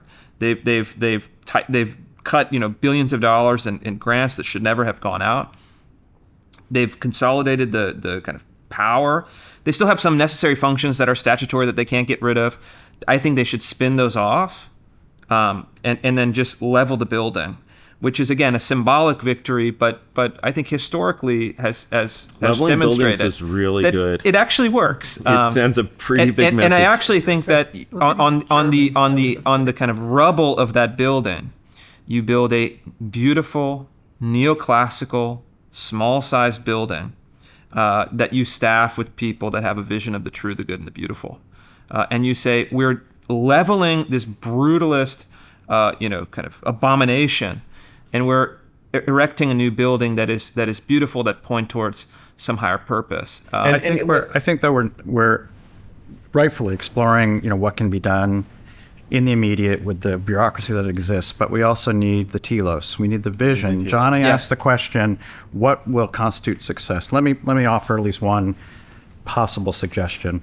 In 2023, the Wall Street Journal published the findings of a poll asking Americans, what do you most value? What are the things you value most? This is a poll they did 25 years ago in 1998. No, sorry, 1998. 1998, 25 years. 25 years ago, then, 27 years ago now, the top values were patriotism at 75%. The next highest value was family at 73%. The next highest value was religion, God. And the next highest value was community. These were all well above 50%. And then what year? Tell me. 1998. Everything was falling apart in 98. Remember how terrible things were in 98? But that was the view. And the lowest of the values at below 50%, somewhere around 23, 30%, was money. Now, guess what happened? In 2023, they redo this poll, they show the findings, and it's almost completely reversed. All of these values, except for money, are now below 50%. Americans no longer value patriotism, religion, family, community. And when you lose all of those things, the only thing you have left is money. Well, what else are you going to? Environmentalism. Yeah, okay, but these are the things they valued most, and they all fell. They all fell dramatically. So, what would it take? What if we could begin to? So, 25 years, a lot of things happen. Part of it is government. Part of it's culture, media, and so forth. But what could we begin to do at the level of the public order, the political order? So whatever we're spinning off in the Department of Education, what are they doing to promote these values, to restore these values to the heart and center of what it is to be an American, what it is to be a good human being? And the remarkable thing is, the more likely that you were someone who had and came from a family who had children, the higher you scored on patriotism, religion, family, and community. So are we helping people get married? Are we helping them have children? Because if you want to have conservatives in the future, that's going to be your base. So I have, to me, this is kind of it's a little bit too much of the sort of the William Bennett theory of how we restore the country, because the William Bennett theory of the country is, this is, America, the famous John Adams quote, our Constitution is made only for a moral and religious people, And so it's like, well, if you think that the most sacred thing about America is this piece of paper from the 18th century, then obviously virtues are good. You need to restore our virtues so that we can continue to work with a piece of paper from the 18th century. I have a somewhat different take. I think that actually the first thing that has to change is the political order, and I think that it is necessary for those virtues to be recreated from a political basis, not for the purpose of, restoring our politics through restoring the virtues, but the virtues are actually good. So let's take the Department of Education. Take the Department of Education here as a vision. I'm like, all right, here's this thing that is diametrically opposed to the American vision of local Norman Rockwell school boards, guys standing up, I believe our children should study whatever. That's the sort of the old American way. The new American way is, Common Core. We get some guy from the Gates Foundation to do it. We have all these, strings leading up to the Department of Education from every local school in America, every university, every whatever. And so for me, the question, and I hope Patrick will sympathize with me for a little bit, is whether we do the libertarian thing, downsize the Department of Education, et cetera, et cetera, et cetera, or whether we're like, well, all of these systems are moribund. These local authorities barely matter. The schools in Utah are teaching transgender theory, et cetera, et cetera, et cetera. No, we have this thing that was sort of modeled on a French or Prussian bureaucracy earlier in the 20th century.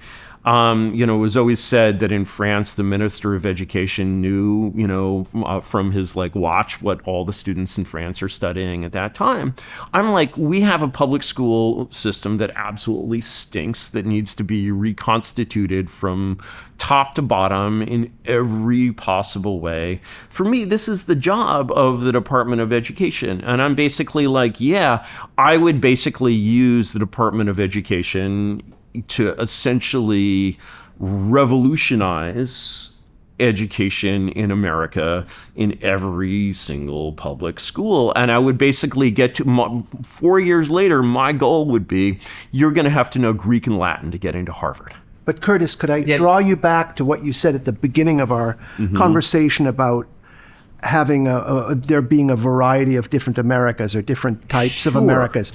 To which of them would this I think the most important America is very much the elite America. And so actually reforming the elite is the most important thing to reform, because people follow, those visions. And I read a book about that. You can say to elite Americans, hey, you had to jump through these ridiculous hoops to get into Harvard last year, but now if you're a freshman in high school, you'd better be starting on your Greek, because you're going to need that for the Harvard entrance exam in 4 years.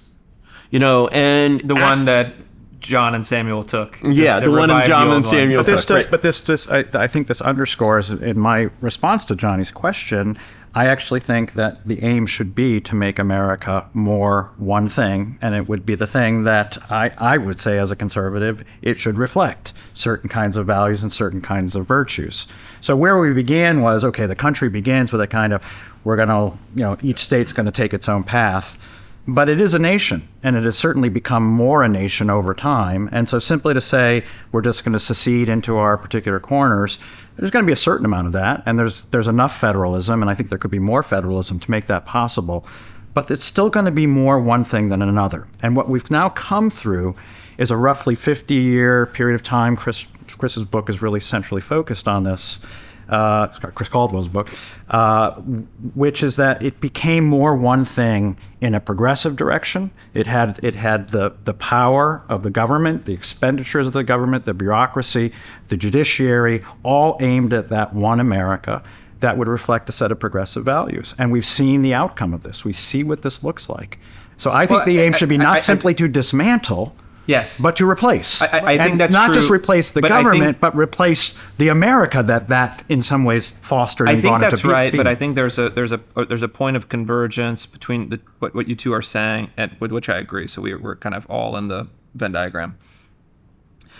I don't think it's possible from a practical standpoint to essentially nationalize the K through 12 schools. I don't think it's desirable. Why is it not possible? Well, because you have the locus of authority for public schools is in the states, and then in 14,000 local school districts, and then beyond that, principals and teachers and administrators. But Common Core could do that. I mean, yes, you could create incentives to adopt certain curricular standards, and I think you should. And I think there also should be the withdrawal of funding for public schools that are outside of certain boundaries, like on gender, on race theory, et cetera. So I think you could move the ship, in a different direction. That's valuable. But I think it's perhaps even more valuable is to say, hey, wait a minute.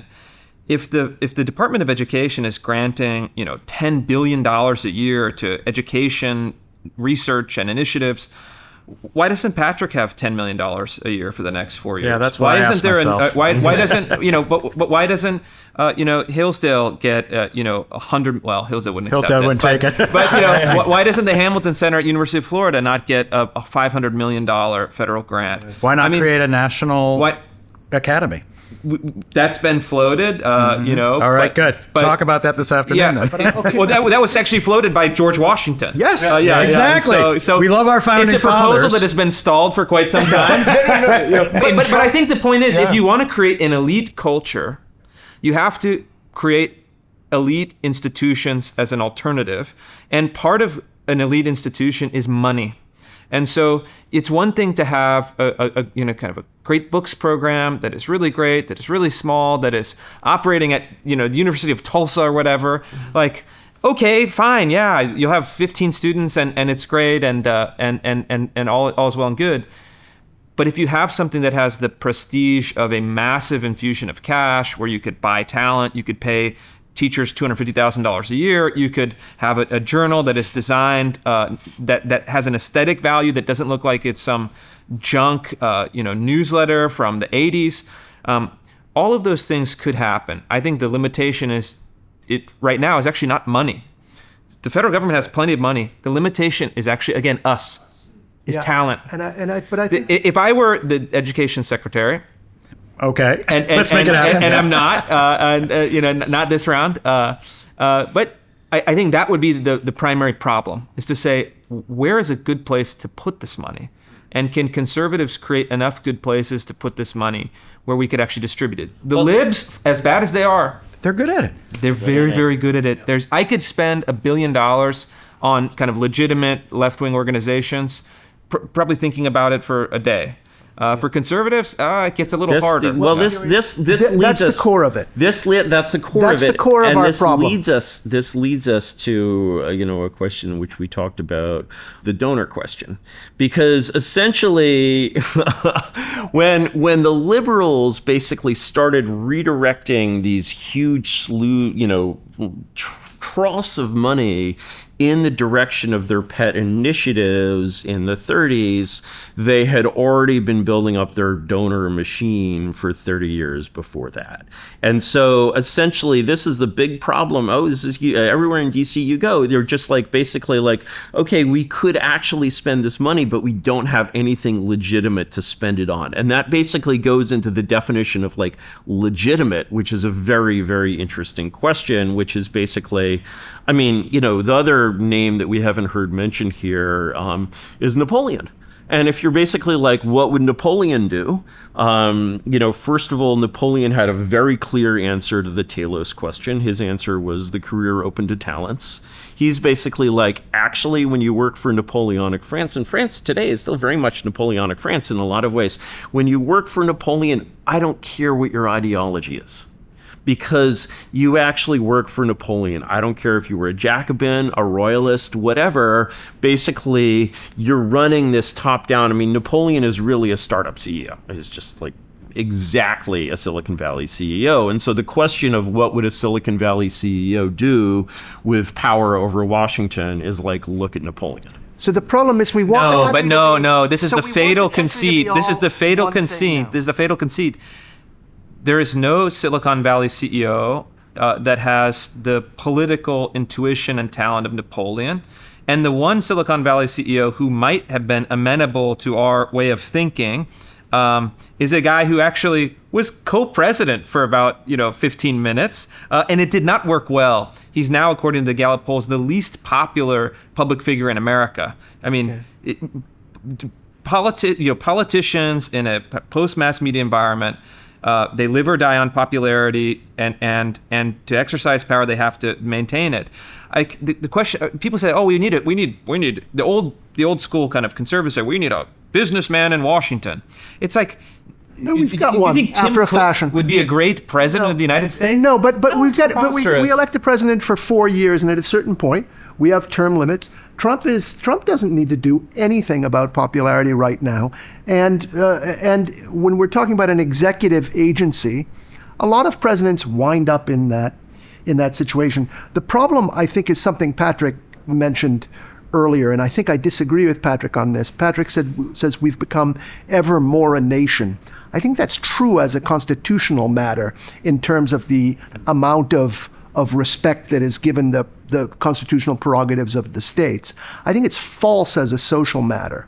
I think the country is much more fragmented, and the prospect of creating this one thing, this one culture around which you want to build that pyramid is very difficult. Aristotle's philia. Yes. It's not here. But then we get the other problem that you mentioned, which is the question of competence in governing. And I think the advantage is still with the progressive side of this. This is what progressivism is, incentivizing government to do certain things. And that's why I think that this game of trying to sort of like ride the tiger of the civil rights state and sort of like use it to sort of like to purge trans thinkers and to purge certain types of thinkers. It's good in the short term, but over the long term, I think it's the weaker team that is perpetuating this thing, and they will eventually lose at it. I want to both agree and disagree with myself. When I said that, I agree with you that we, of course, are deeply divided, and we see evidence of those divisions, of course, every day. But in another, I would say, deeper sense, we are one nation in the following way. It is far more likely today that young people will not get married and will not have children than it was 50 years ago.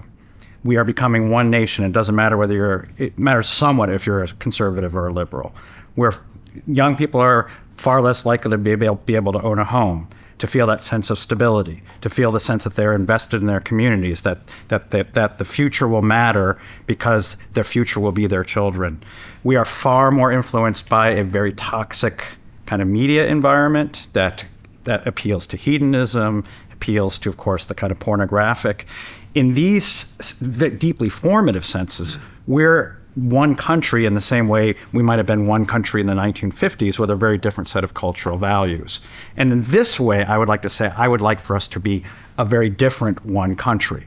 So that might not heal all of our evident political divisions, but if we had a sounder kind of cultural base, I think it would redound also quite well to these political divisions that we certainly are well aware of. And on a more positive note, I mean, with Gen Z, like what I'm seeing working on college campuses is that they are more, the ones who are religious, they're more religious and devout than ever. I mean, my own church parish is like literally bursting in the seams, so we have to have a projector in the other room, the coffee room, for people to watch the service. service. I mean, we have, if you look at the federal government now, right, we have basically disciples, 25-year-old, 30-year-old disciples of Chris and of Patrick. Of all of us. At actually. of all of you. All four of us. Every single department, at every level, right? So that if you walk through the executive office building, it's like walking through the halls of your high school. Out pops another Deneen student or a Rufo, right? And then some prominent ones, And frankly, then if you kind of look at the and then even beyond that, right? There's a whole cadre of young people, hundreds, but I think that will be very talented, that are being formed with those competencies that we might not have had before. And then finally, on the donor kind of question, I think you might separate kind of foundations and individuals, but like certainly on the individual donor side, I think they are ready more than ever before to restore like a telos to America that is really rooted in God, family, country, heroism, greatness. They want great and beautiful architecture, art.